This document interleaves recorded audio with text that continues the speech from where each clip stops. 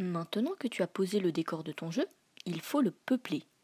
Dans cette vidéo, tu apprendras à manipuler l'outil de dessin vectoriel de Scratch pour créer des personnages à partir de formes simples, mais aussi pour leur donner différentes expressions et positions. Commence par choisir la forme générale de ton personnage.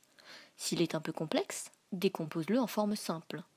Est-ce qu'il est plutôt rond, plutôt triangulaire, carré, ovale peut-être? En tout cas, voici un exemple ici avec un extraterrestre. Tu vois que globalement, ses petites tentacules sont des triangles. Sa tête est plutôt carrée et son œil est rond. Un autre exemple avec un vaisseau. Globalement, c'est un ovale, avec des ailes triangulaires et une base rectangulaire. Découpe toi aussi ton personnage en forme simple. Et une fois que tu as fait ça sur ta feuille de papier, on va créer ensemble un nouveau lutin. Clique sur cette icône pour dessiner. L'outil de dessin a deux modes, bitmap et vecteur. On va passer en mode vecteur en cliquant ici. Ça va nous permettre de modifier les formes de base.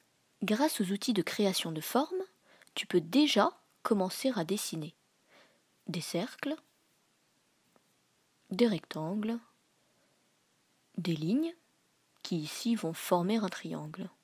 Tu peux aussi donner une couleur particulière à ces formes grâce à l'outil de remplissage ici. Je sélectionne une couleur et je remplis en cliquant. Je fais la même chose pour chacune des formes en changeant les couleurs. Je peux donc déjà placer la tête et une première tentacule.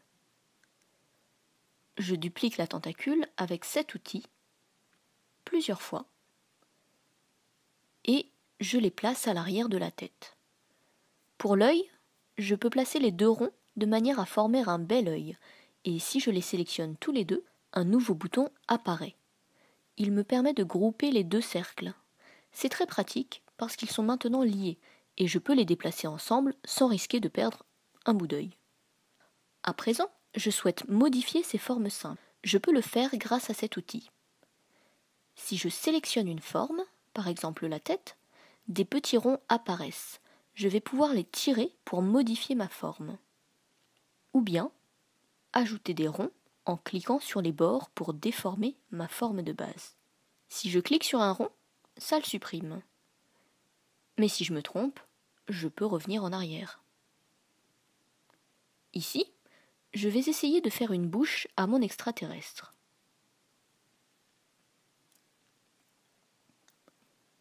Je vais lui faire des petits cheveux à partir d'un carré.